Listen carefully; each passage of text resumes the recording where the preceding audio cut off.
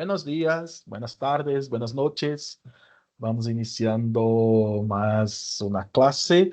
Hoy vamos a ver la psicología cultural, como es llamada. Y es un artículo, pues es un tema que es más amplio de lo que vamos a ver, pero vamos a ver como un ejemplo, ¿ok?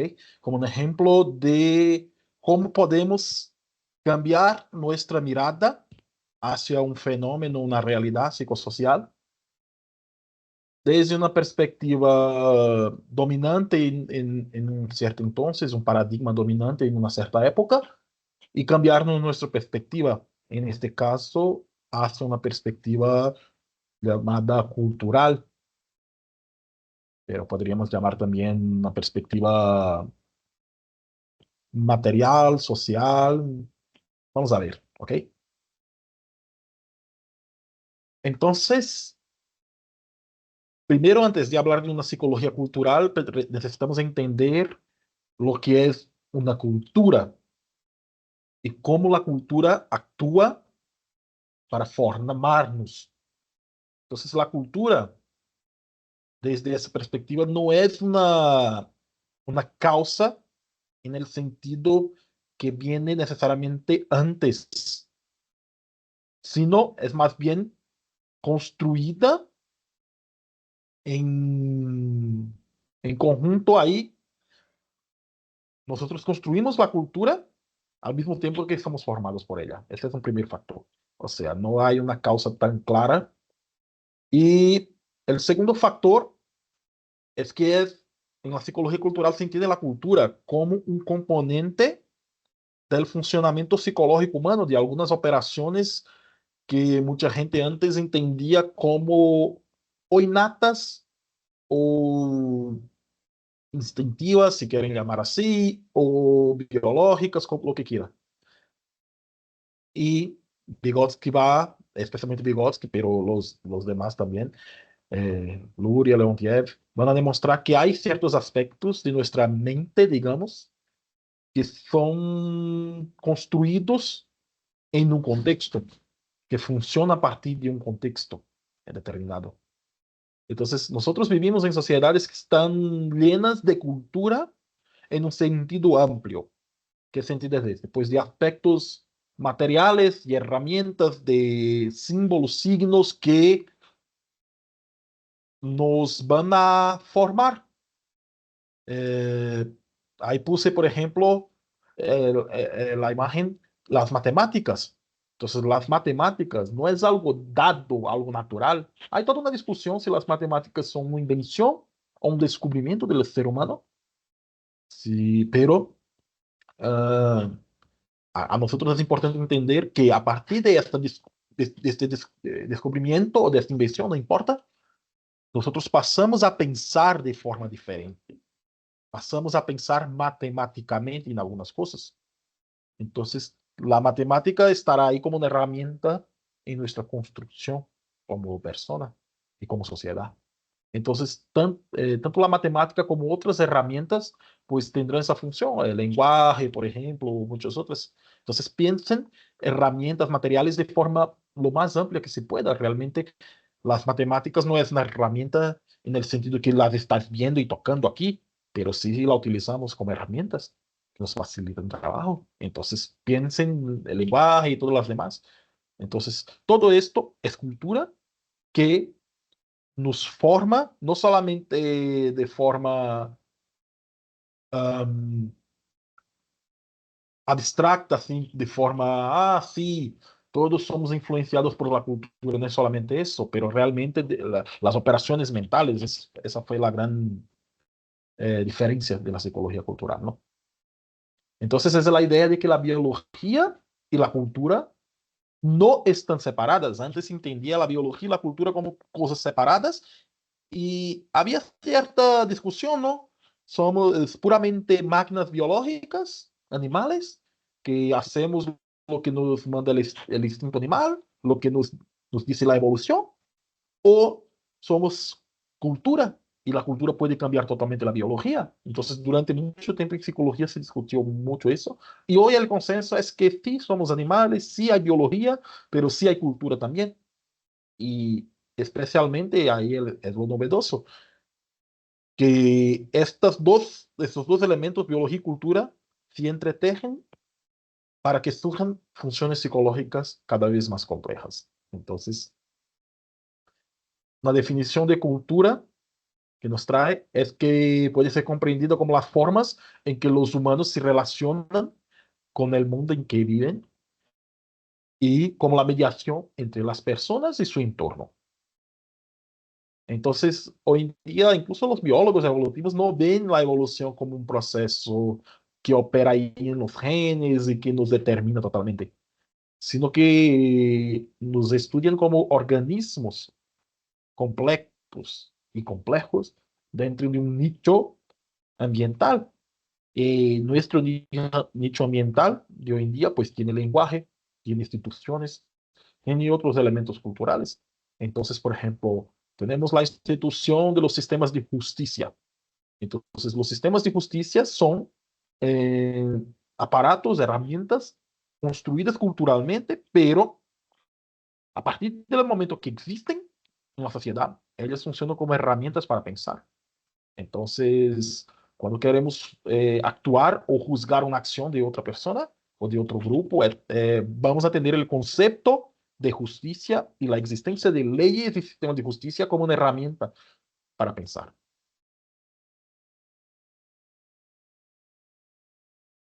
Entonces, había un supuesto, todavía hay mucha gente que lo defiende, de que hay dos tipos de entidades que son las que estudiamos. Las entidades mentales, que son las ideas, como la justicia, por ejemplo, que son otras ideas así como que a partir de ellas son abstractas y pensamos el mundo.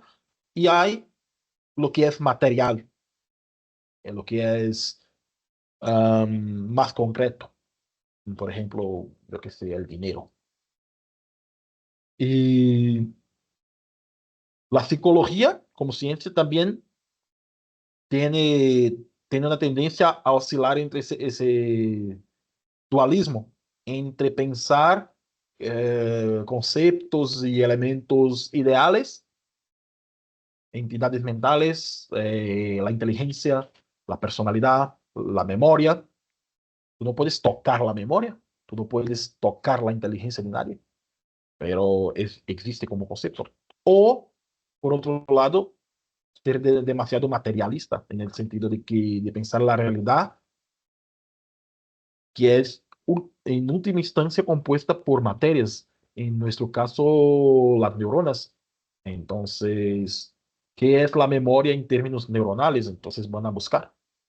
O sea, no, la memoria es la activación de determinadas neuronas que hay que determinar cuáles son, pero en el fondo se saca, en el extremo de este argumento, se sacas esta neurona, sacarías esta memoria. No sé si han visto una peli, no me acordaré el nombre de esta peli, pero es la con Jim Carrey que le sacan las memorias. Brilla eterno de una mente, algo así. Y ahí, en esta peli, tú consigues, por ejemplo, sacar la memoria de tu ex, por ejemplo. Y entonces el materialismo sería la idea de que tú puedes sacar una neurona específica o apagarla de alguna manera y a partir de ahí tú sacas esa memoria.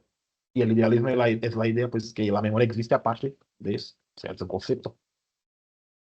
Entonces, hoy en día, pues hay muchos esfuerzos por combinar y conectar esas visiones. Entonces, hoy en día, gracias a Vygotsky, pues se intenta superar ese dualismo, entender pues que tú puedes estudiar el ser humano a partir de ideas y tú puedes estudiar el ser humano a partir de elementos concretos materiales. Entonces, es importante recordar una cosa, ¿eh? En el artículo se olvidan de mencionar lo que sería el materialismo en Vygotsky. Acuérdense que Vygotsky era soviético. Entonces, y la Unión Soviética funcionaba a partir del marxismo y del materialismo histórico en el marxismo. Entonces, Vygotsky viene a partir de esa corriente y es muy difícil saber hasta dónde Vygotsky defendía eso, porque realmente lo creía o porque sí Si no creyera, le mandaría a un gulag. O sea, es muy difícil saber.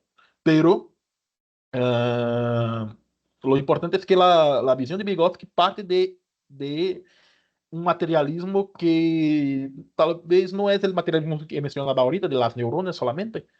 Es un materialismo basado en la idea de que el mundo social sí se puede estudiar a partir de hechos concretos. ¿Tienen? Entonces no es un materialismo exactamente el materialismo histórico, no es un materialismo que puedes tocar, pero es un materialismo basado en algunos hechos históricos concretos que tienen un desarrollo que se puede estudiar. Entonces es importante entender eso.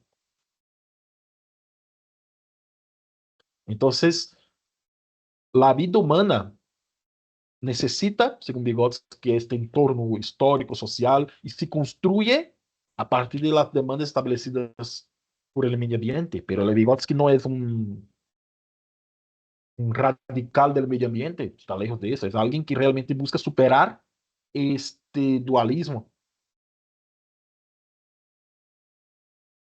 Y una de las ideas de Vygotsky más duradeiras y más, no sé si conocidas, pero importantes, es una idea realmente muy revolucionaria. Atención a esta. Es la idea que, por ejemplo, Vygotsky estudiaba personas con discapacidades, ¿no? Y él, a partir de sus estudios, pasa a entender que no es, fíjense, el cambio de perspectiva. No es que estas personas tienen una discapacidad, digamos, visual. Imagínense que el mundo fuera poblado solamente por personas que no existiera el sentido de la visión. Que las personas, todas las personas no pudieran ver. No existiera ese sentido, ¿no? Entonces, hay un libro de Saramago sobre eso, que las personas, ¿no? Yo creo que sí, que hay la película también. Las personas empiezan a quedarse ciegas, ¿no? Y, pero ahí existía antes un mundo donde las personas antes veían. Pero imagínense que no hay ese sentido. Hay sentidos que, digamos, si hay extraterrestres, pues pueden tener sentidos que nosotros no. Entonces, ¿cómo sería un mundo donde no hay el sentido de la visión? Lógicamente no sería un mundo como ahorita. No existiría el YouTube o ese sistema de virtual con las clases así, tal cual. O sea, podría existir las clases habladas, existirían otras herramientas, otras tecnologías, otro urbanismo, otra arquitectura, otro todo que sería adecuado a un mundo donde no existiera el sentido de la visión. Entonces, no existiría discapacidad en este sentido.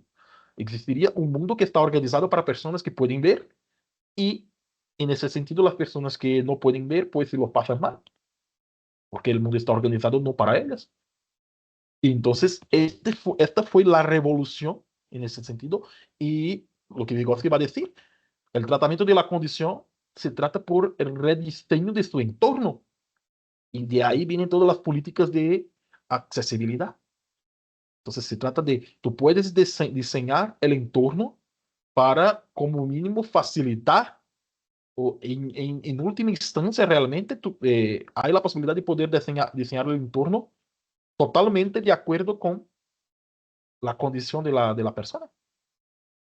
Entonces, él tenía escuelas experimentales para personas con discapacidad visual, para personas con discapacidad auditiva, y fueron extremadamente exitosas. Y ahí pudo demostrar realmente que al reconstruir el entorno, tú reconstruyes la capacidad de la persona. Entonces, realmente fue una idea muy revolucionaria.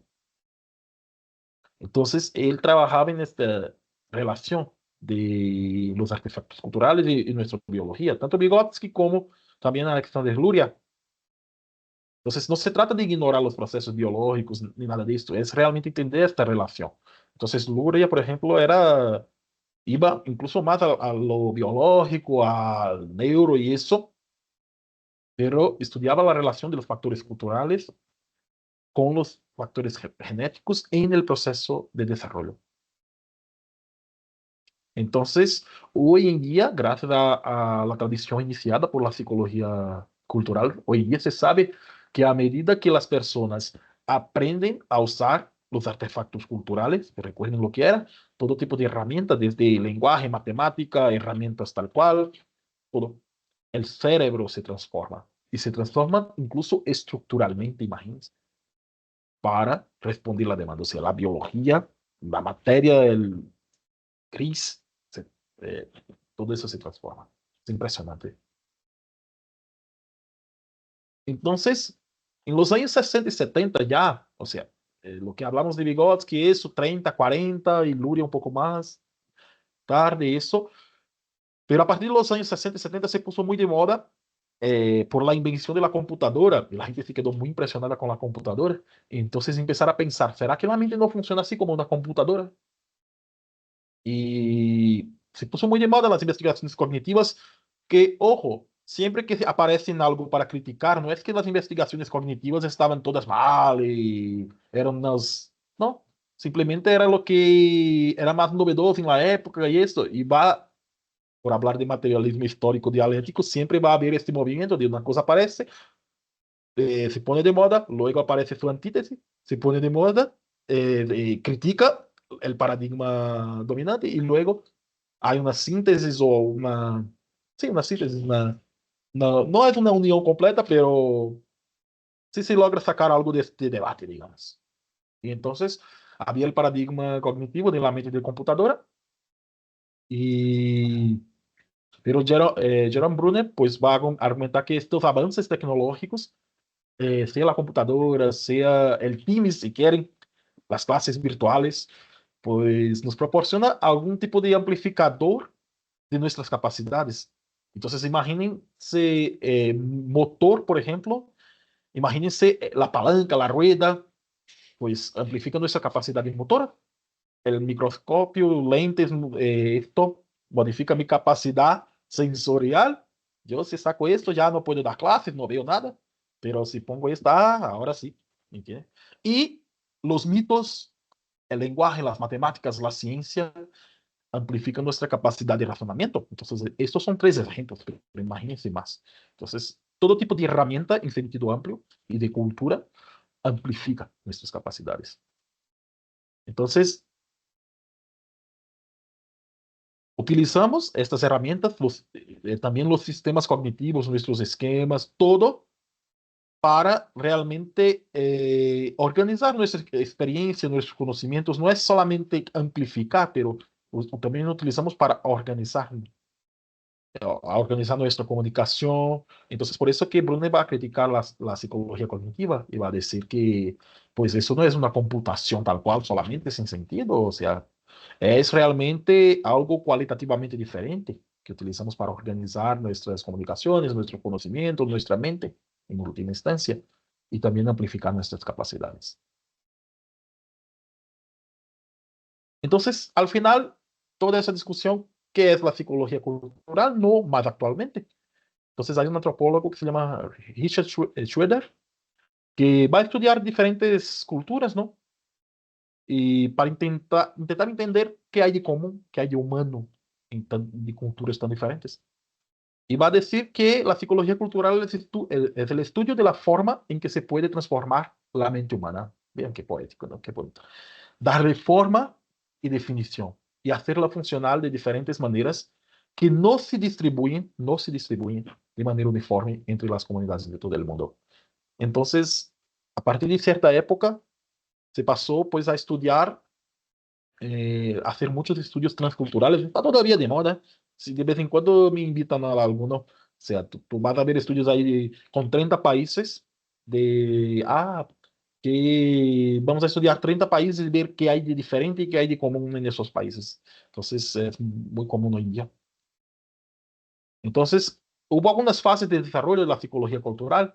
Entonces, la primera fase de los años 60 y 70 fue cuando empezó eso que os he comentado, de la investigación transcultural. Pero también algunas, las más interesantes, era hacer evidente que las tareas psicológicas que pensábamos que eran innatas, natural, o que como mínimo era algo que que cualquier a partir de cierta etapa de desarrollo, una vez presentada, digamos, a las matemáticas, las irían a hacer de la misma forma y demostraron que no. Hay un libro muy interesante que se llama En la vida 10, en la escuela 0. Es allá, si no me equivoco, es allá de mi país, de Brasil. Yo lo leí cuando hacía prácticas en psicología educativa y es muy interesante porque parte de una observación, fíjense qué interesante. Es que hoy en día no sé si hay gente tan así, pero ahí por los 70 80 había muchos niños y adolescentes y gente mayor, pues que no sabían leer y escribir, y que nunca habían ido a la escuela, tal cual, y pero eran comerciantes. Entonces, si tú pedías, por ejemplo, ahí en la portada del libro está 37 más 24, 65. Pues, si ustedes no son tan malos de matemática, pues sabes que eso está mal, ¿no? Entonces tú pedías para la gente hacer las cuentas. Oye, súmame esto y la gente no sabía. Y luego decías, pero, a ver, tú eres comerciante, ¿no? Si te doy tanto dinero y el producto cuesta cuánto, ¿cuánto tienes que darme de feria? Tanto. Sabían hacer. Entonces, cuando la operación matemática era formal, digamos, la cuenta en sí misma, solita, no sabían hacer. Pero cuando eran eh, en el contexto que estaban habituados, sí la sabían hacer. Entonces, ¿cómo es eso? Y ahí es que los investigadores se dieron cuenta que esas habilidades que parecían naturales, que parecían pues la matemática muy formal, ¿no? O sabes o no sabes, pero en ciertos contextos están vinculadas con ciertas operaciones, podemos llamar así, sociales. Entonces, el ejemplo de comprimento es muy común. La gente no sabe hacer las operaciones matemáticas formales, pero sabe dar la feria. Bueno, algunos daron la feria de menos, ¿no? Hay que tener cuidado con eso, pero no es por no saber, por mañosos, ¿no? Mañosos. Ya. Entonces, la segunda fase de la psicología cultural es cuando se empieza a alejarse de esas tareas artificiales. Entonces, este libro, por ejemplo, está en las dos fases, digamos. Y se hace esas investigaciones en estos contextos del mundo real. Y la tercera fase, pues va a entender, claro, la gente busca separar en periodos, fases, pero entiendan eso como un desarrollo continuo.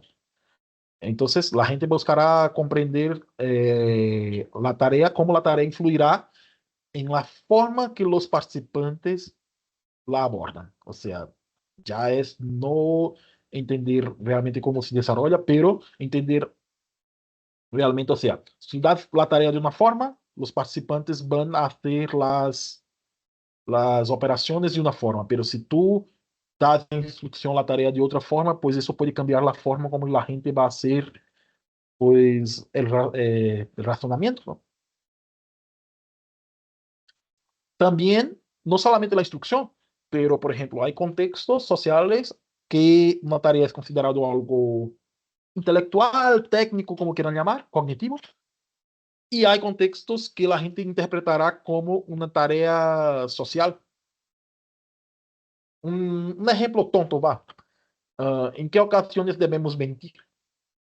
Si tú preguntas así, tú vas a decir, la gente va a decir, nunca, no hay que mentir. Pero a ver, si vuestra abuela, vuestra mamá hace ahí un pie, así con mucho cariño, mucho gusto, ¿no? Os dá, prueba, mi hijito, ¿no? Tú comes y está malísimo. En esas ocasiones, ¿qué? Hay que mentir, ¿no? Hay que decir, ah, está muy bueno, dame más. Entonces, hay determinadas tareas y esto es una cosa muy estudiada en los experimentos de psicología.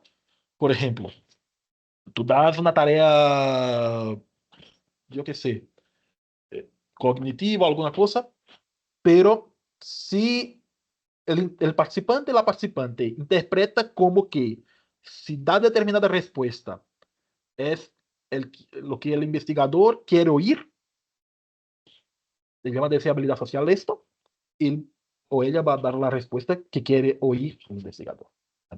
Entonces, hay que pensar bien el impacto de la persona que investiga en los participantes en ese sentido. Cómo interpretan, cómo es la situación experimental, digamos. Y luego la cuarta fase ya se trata de intentar crear teorías socioculturales más amplias. Entonces, intentar realmente descubrir elementos que tenemos en común, todas las sociedades, elementos que difieren, por qué difieren estos elementos, cuáles son las motivaciones, las causas, etcétera. Entonces, por eso estudiamos varios contextos para comprender características generales, porque realmente nosotros somos bien sesgados a juzgar las cosas de acuerdo con nuestro contexto. Por ejemplo, ahí puse la imagen, no sé si ustedes saben, en India, más bien dicho, en el hinduismo, las viudas están prohibidas de comer pescado. No pueden comer pescado.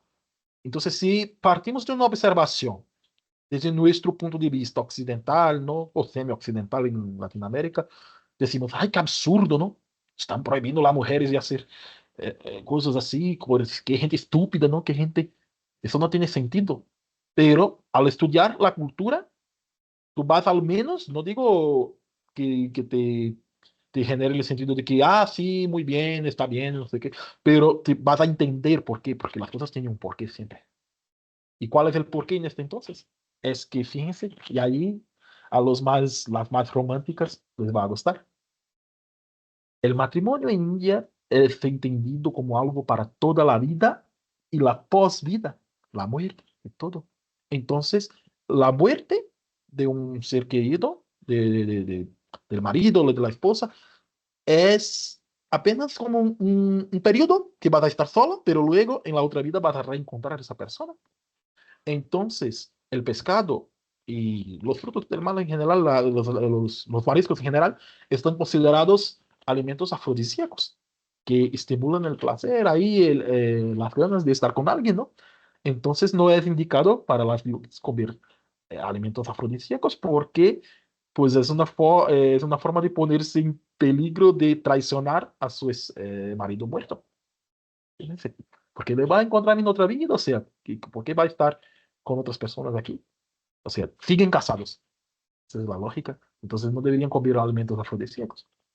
¿Ven? Pueden aprobar o no esto, pero tienen su lógica.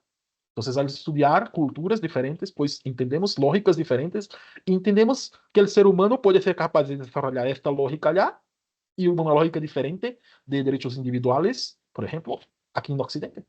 ¿Y qué hay de común? Entonces, tal vez hay de común la idea, y ahí ya me estoy diciendo de cabeza y no sé si alguien me escribió sobre eso, pero la idea de que necesitamos normas. Entonces, hasta que encuentren una sociedad donde no hay normas, donde toda la gente es libre para hacer lo que quiera, que hasta hoy no encontré esa sociedad, va a decir, ah, en Occidente la gente es bien libre. Ah, sí, experimenta hacer lo que quieras y vas a la cárcel por algunas cosas. Hay cárceles, no somos tan libres para hacer lo que queremos aquí en Occidente, digamos. Entonces, la investigación transcultural utiliza diseños de experimentación que se llaman quasi experimental. Nunca podemos hacer experimentos tal cual. ¿Por qué? Porque no sé si ustedes tienen claro, están en quinto semestre, ¿no? Bueno, ya vieron investigación cuál conmigo, ¿no? Investigación cuánto están viendo, ya vieron algunas materias de metodología científica. Un experimento, tú manipulas una variable para medir el efecto en otra variable. ¿Y cómo manipulamos cultura? No podemos tomar un país como México y decir, ¿sabes qué? Ahora voy a transformar México en un país, déjame pensar, teocrático islámico. A ver cómo va a ser una cultura latina teocrática islámica, ¿no? No puedes hacer ese experimento. Entonces no hace un experimento en psicología cultural. Hace lo que se llama casi experimento. Porque entendemos que el experimento, entre muchas comillas, ya está hecho. Ya está hecho. O sea, ya el experimento, ¿cuál sería en México? Entre muchas comillas, ¿eh? ¿Qué pasa si tomamos una cultura mexica, ahí de los aztecas, de esto, y metemos un elemento español? Ahí, metemos una dominación española. ¿Qué pasaría con esa cultura? Ese es el experimento, entre muchas comillas. Y ahí podemos más o menos ver, por ejemplo, porque aquí era la cultura mexica, pero en Perú era la cultura inca, son culturas pues diferentes, tenían sus diferencias, ¿no? Entonces, las dos fueron dominadas por españoles. ¿Cuáles son las similaridades y diferencias de Perú y México como cultura hoy? Entonces, así funciona la psicología y la investigación, más bien dicho, en varias áreas transcultural. Entonces, se asume que la evidencia de una influencia cultural toma la forma de las diferencias entre los grupos de diferentes culturas. Pero entonces se trata la cultura como una característica del participante, como tratamos, por ejemplo, el género. No manipulamos el género de los participantes en las investigaciones, pero podemos medir diferencias entre hombres y mujeres y pensar, intentar interpretar por qué hay esas diferencias a partir de ciertas evidencias. Entonces, cuando se estudia a una persona de un país o de una región, se supone que estamos estudiando la cultura de este lugar, pero mucha atención con eso, ¿ah? Porque es una equivocación que incluso los investigadores más famosos suelen cometer, es un sesgo, que, a ver, ¿cómo se hace esas investigaciones? Tú contactas gente de diferentes países, por ejemplo, a mí ya me llegó varias veces, ahí a Brasil o a México, y dices, no, vamos a hacer un cuestionario, ¿no? Y ver cómo es la gente en México, entre comillas. Y si hago yo esa investigación aquí en México, ¿cómo sería? En Saltillo. Pero pregunto, ¿ustedes saben que hay diferencias entre la gente de Coahuila y de Chiapas? Ustedes saben mejor que yo que sí, cuáles son. Entonces, cuando estás midiendo México a partir de Saltillo, ¿qué México es este? Y si mides en Ciudad de México, y si mides en Chiapas, y si mides en un pueblo pequeño, una ciudad grande, ¿hay diferencias entre gente de rural y urbana? Obvio que hay. Entonces, cuando mides México, estás midiendo un lugar específico de México. Entonces, es el conjunto de esas investigaciones transculturales medidas en Saltillo, en Baja California, en Chiapas, en Ciudad de México, en Sinaloa. Este conjunto en la media va a dar evidencias de lo que puede ser México. ¿Ok? Aclarado esto, pues aquí acabamos. Disfruten del fin de semana, estudien bien y cualquier duda estoy al pendiente. ¿Eh? Bye.